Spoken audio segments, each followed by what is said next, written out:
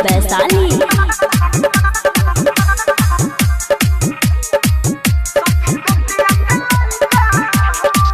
हमर लहंगा जरइले बा मोतिहारी के लइका हो। हमर लहंगा जरइले बा सखी बिटिया के लइका हो। लखे आई के बार दिलस बम ए सखी हो। लखे आई के बार दिलस बम दूर हटला तइका हो।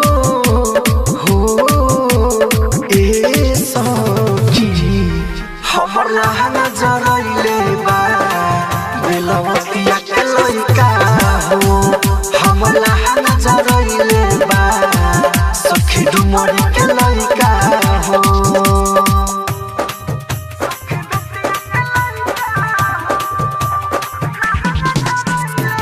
डीजे कंचन राज हाजीपुर वैशाली।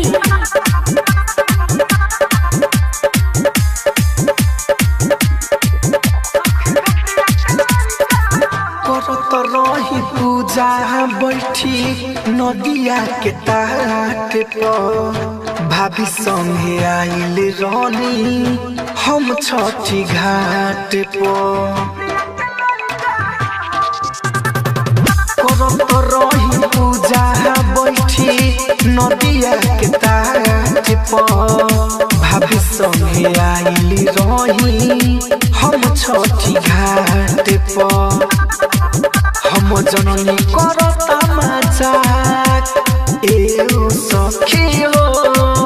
हम जननी करता मजाक बम बार देलक सही का हो ए सखी।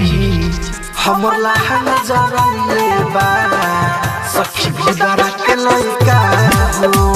हमर लहंगा जरइले बा मोतिहारी के लइका हो।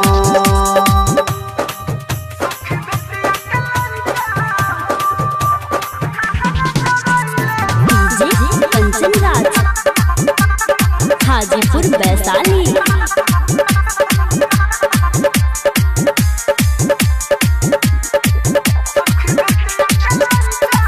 राइटर बारूद रहे बनवले हो दूरी।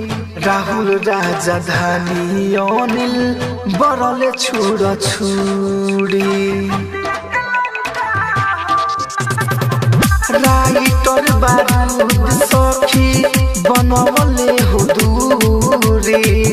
राहुल राजधानी अनिल बरले छुरा छुरी। मोर नहे लहंगा जरइलखे ए सखी हो। मोर नहे लहंगा जरवलसी हम ओके अब कही का हो ए सखी। हमर लहंगा जरइले बा दिल टोला के लइका हो। हमर लहंगा जरइले बा सखी डुमरी के लइका हो। राजधानी डिजिटल रिकॉर्डिंग स्टूडियो बेलवती।